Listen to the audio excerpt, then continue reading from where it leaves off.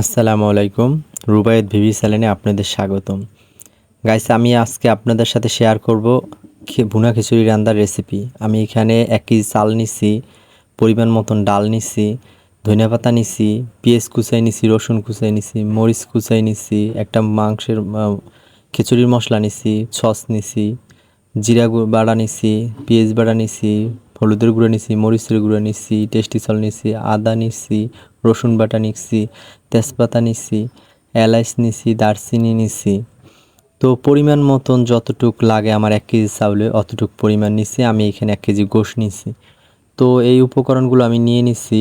এই উপকরণগুলো আমার খিচুড়িটাকে স্বাদ করতে অবশ্যই লাগবে। এগুলো না হলে আমার খিচুড়িতে কখনো স্বাদ আসবে না। তো আমার সব কিছু রেডি।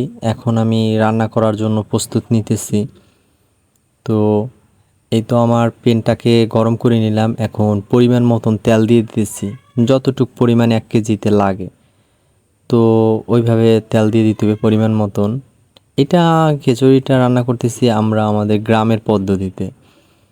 তো আজকে ইমাম সাহেবের খাবার ছিল, এর জন্য আমরা ভাবলাম তাকে একটু সুন্দরভাবে একটা খিচুড়ি রান্না করে দেই। তো আমার প্যানটা প্রায় গরম হয়ে গেছে। এখন আমি আমার পেঁয়াজ যেগুলো কুচাই রাখছিলাম ওইগুলো দিয়ে দিম, মরিচ দিয়ে দিম, এরপর রসুন দিয়ে দিম।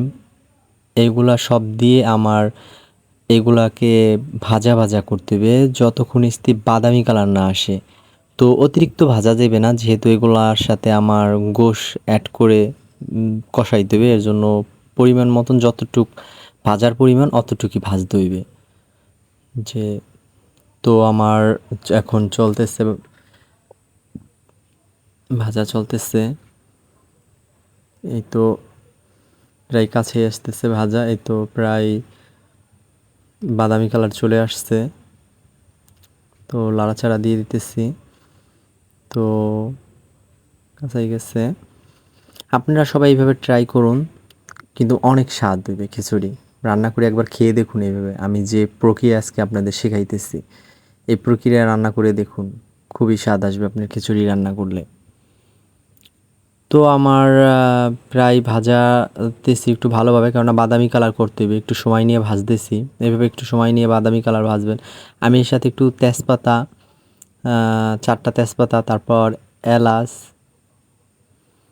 তারপর দারচিনি, এগুলা একটু ভাজা ভাজা করে নেব এটার সাথে। কেননা ভাজা ভাজা করলে আমার এটার যে ফ্লেভারটা আছে ওইটা আমার ইসের সাথে আগে থেকেই বের হয়ে যাবে। এর জন্য আমার খিচুড়ির স্বাদটাকে আরও বাড়িয়ে তুলবে। এই জন্য আমি এইভাবে চেষ্টা করতেছি যেভাবে স্বাদটাকে একটু বাড়ান যায়। তো আপনাদের সাথে এটা শেয়ার করতেছি। তো প্রায় আমার কাছেই গেছে। এখন আমি এগুলার সাথে, এই তো আমার বাদামি কালার এসে পড়ছে। এখন আমি এগুলার সাথে আপনার মশলা অ্যাড করব। তো আমি দিয়ে দিতেছি আমার আদা বাটা, তো পেঁয়াজ বাটা, রসুন বাটা, হলুদের গুঁড়া, মরিচের গুঁড়া। তো সব উপকরণগুলো দিয়ে এখন আমি সুন্দরভাবে কিছুক্ষণ কষিয়ে নেব। কেননা এটাকে যদি কষিয়ে না নিই তাহলে আমার খিচুড়িতে স্বাদ আসবে না। মশলাটাকে প্রায় 10 মিনিট কষিয়ে নিতে হবে। একটু পানি দিয়ে মশলাটাকে আমি একটু পানি দিয়ে নিলাম। পানি দিয়ে কষিয়ে নিলে ভালো হবে। যতটুকু সময় পানিটা শুকাইতে লাগবে অতটুকু সময় আমি কষিয়ে নেব। কষিয়ে নিলে আমার যখন আমার কষিয়ে হয়ে যাবে তখন আমি আমার যে উপকরণগুলো আছে আরও সেগুলো দিয়ে দেব। তো ভালোভাবে কষিয়ে নেবেন। কষিয়ে নিলে আপনার খিচুড়ি রান্নাটা স্বাদটা আরও বাড়িয়ে তুলবে। আমি তো এইভাবে চেষ্টা করতেছি যেভাবে স্বাদটাকে আরও বৃদ্ধি করা যায়। ঠিক আছে, এক একজন এক একভাবে রান্না করে। আমাদের গ্রামে আমরা এইভাবেই রান্না করে খাই। আমি পরিমাণ মতো লবণ দিয়ে দিয়েছি, কারণ লবণ না দিলে মশলাটায় স্বাদটা ওইভাবে আসতেছিল না। লবণটাই কিন্তু প্রত্যেকটা খাবারের স্বাদ বাড়ায়। লবণ আপনারা যতটুক যে খান অতটুক পরিমাণে লবণ দিয়ে দিবেন। আমরা যতটুক লাগবে আমাদের খিচুড়িতে আমরা অতটুক পরিমাণে এখন আপাতত দিছি। পর্যায়ক্রমে আবার দেখে আমরা ওইভাবে দিয়ে নেব। তো কষাইতেছি। আপনারা আমার সাথে থাকবেন, আমাকে সাপোর্ট করবেন। স্কিপ না করে পুরো ভিডিওটা দেখুন। দেখলে অবশ্যই কিছু শিখতে পারবেন। আমার চ্যানেলটাকে সাবস্ক্রাইব করবেন, বেল আইকনটি বাজিয়ে রাখবেন নিত্য নতুন ভিডিও পেতে। লাইক করবেন, কমেন্ট করবেন, শেয়ার করবেন। আপনারা যদি আমাকে সাপোর্ট না করেন আমি কখনোই আগাইতে পারবো না। আপনাদের সাপোর্ট ও ভালোবাসায় আমি অবশ্যই আগাইতে পারবো। আমি চেষ্টা করতেছি, যদি আপনারা আমাকে সাপোর্ট করুন। তো আমার মশলাটা কষানো প্রায় শেষ। এখন আমি আমার যে চালটা আছে, আমি চালটাকে ধোয়া দিয়ে ছেঁকা দিয়ে রাখছিলাম, ওই চালটাকে এখন আমি দিয়ে দেব, গোশটাকে দিয়ে দেব। গোশটা দিয়ে আমার এই ভুনাই নিতে হবে সুন্দরভাবে।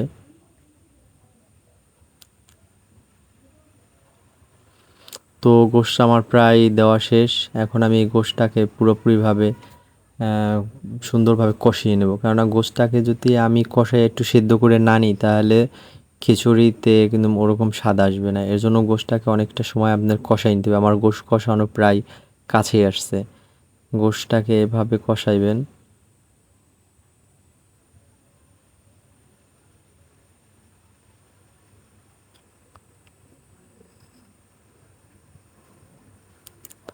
এই তো আমার গোশ কষানো প্রায় শেষ। এখন আমি যে খিচুড়ির মশলাটা রাখছিলাম ওই মশলাটা অ্যাড করে দিলাম। এই তো এটা দিয়ে এটা একটু কষিয়ে নিলাম। এই তো হয়ে গেছে আলহামদুলিল্লাহ। এখন আমি আমার যে চালটাকে ধোয়া দিয়ে ছেঁকা দিয়ে রাখছিলাম ওই চালটা দিয়ে দিতেছি। যে পরিমাণ মতন আমি চাল দেবো, 1 কেজি চাল রাখছিলাম ওইটা দিয়ে চালটা দিয়ে আমার এইটাকে একটু মানে কষাইতে হবে অন্তত 5 মিনিট। 5 মিনিট কষাইলে চালটা আর যে মশলাটা আছে মিশ্রণটা একসাথে মিক্স করে ফেলাই দেবে। মিক্স করলে আপনার ভালো হইবে খিচুড়ি রান্নার জন্য। তো আমি এগুলাকে চালগুলা দেওয়া হয়ে গেছে। এখন আমি লাড়াচাড়া দিয়ে সব মিক্স করে নেব। মিক্স করা নিতে হইবে, কারণ আমার সব জায়গায় মশলাটাকে ঢুকাইতে হবে। এর জন্য আমার মিক্স করে নিতে হবে। তো আমার মিক্স করা প্রায় কাছাই গেছে। এখন আমি আরেকটু জ্বালিয়ে নেব। তো আপনারা এইভাবে করবেন। আমার ডালটা আছে, এর সাথে সাথে ডালটাও দিয়ে দেব। ডালটা দিয়ে আমি আবার খানিকটা সময় কষিয়ে নেব।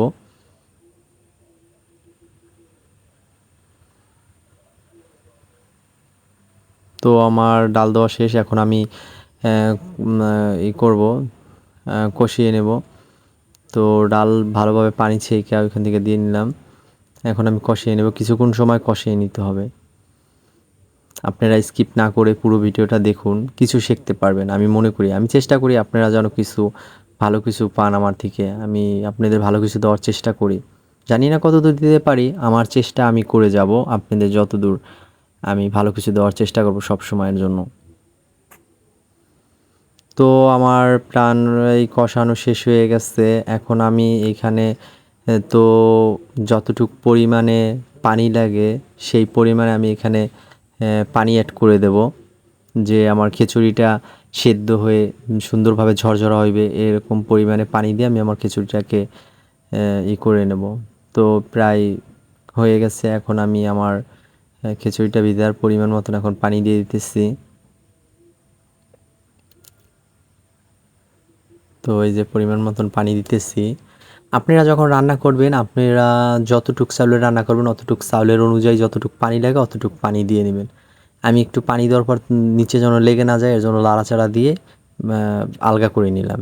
এরপর আবার আমি পর্যায়ক্রমে আবার বাদবাকি পানিটা দিয়ে এরপর জ্বালাতে থাকবো। তো আমার হয়ে গেছে। এই তো আমার পুরোপুরি সব পানি দেওয়া শেষ। আর আমার খিচুড়িটা উতরেও গেছে, বটবট বের হয়ে গেছে। তো মাশাল্লাহ সুন্দর একটা ফ্লেভার আসতেছিল। আমি এর সাথে যে টেস্টি লবণটা আছে এই টেস্টি লবণটা অ্যাড করে দিলাম। টেস্টি লবণটা আমার খিচুড়িটার স্বাদটা আরেকটু বাড়িয়ে তুলবে। আপনার ইচ্ছা, আপনি যদি দিতেও পারেন নাও দিতে পারেন। আমি দেই একটু খিচুড়িটা টেস্টি করার জন্য, যেন একটু স্বাদ আসবে এর জন্য আমি দেই। আর আমার সসটা দিই, সসটা দিলে খিচুড়িটা খেতে আরও স্বাদ লাগে। এর জন্য আমি সসটা আগে থেকে কেটে এটা বাটিতে ঢেলে রাখছিলাম। পরিমাণ মতন সসটা দিয়ে দিলাম। সসটা দিয়ে একটু লাড়াচাড়া দিয়ে সব কিছু করে দেবে। আমি দারচিনি, জিরা আর গরম মশলা এগুলা ফাঁকি করে রাখছিলাম আগের থেকেই। সেই ফাঁকিটাকে উপর দিয়ে দিয়ে দেবো। এইটা আমার খিচুড়িটার আরেকটা ফ্লেভার নিয়ে আসবে, ঘ্রাণ আসবে। এর আগে আমি ধনিয়াপাতাটা দিয়ে দিয়েছিলাম, যে ধনিয়াপাতাটা আপনাদের দেখাইতে পারি নাই। ধনিয়াপাতা দিবেন, ধনিয়াপাতা দিলে খিচুড়ি কিন্তু অনেক টেস্ট হয়, খেতে সেই স্বাদ। আমি সবসময় খিচুড়ি রান্না করলে ধনেপাতাটা দিই। ধনেপাতাটা দিলে আমাদের খেতে অনেক মজা লাগে। তো আমার খিচুড়িটা প্রায় হয়ে আসছে। মাশাআল্লাহ আমার অনেক সুন্দর ফ্লেভার বের হইতেছিল। আর কালারটা অনেক সুন্দর হইছে। তো খাইতে যে কি স্বাদ হইবে, তো খেয়েই বলতে পারবো যে কি পরিমাণে স্বাদ হইছে। তো মাশাআল্লাহ আমার প্রায় হয়ে আসছে খিচুড়ি শেষের দিকে। এখন আমি করব, খিচুড়িটাকে নামিয়ে অন্তত 10 মিনিট নামিয়ে ঢেকে রাখবেন। কেননা 10 মিনিট ঢেকে রাখলে আপনি যে হালকা হালকা পানি সহ রাখলে ওই পানিটা আপনারই হয়ে যায়। এই তো আলহামদুলিল্লাহ আমার পরিবেশন করা দেখেন কত সুন্দর কালার আর কত সুন্দর হইছে আমার খিচুড়িটা ঝরঝরা। মাশাআল্লাহ অনেক সুন্দর হইছে। আপনারা আমাকে সাপোর্ট করবেন। আমার